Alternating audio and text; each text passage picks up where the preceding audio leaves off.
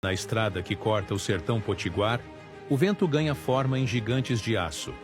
Esses gigantes chegam a mais de 100 metros de altura, dançando com a força da natureza. É por essas escadas que os técnicos sobem, garantindo a manutenção e a vida dessas catedrais do vento. Aqui, tecnologia e sertão se encontram em perfeita harmonia. E no silêncio do vento, fica a certeza: isso é simples assim.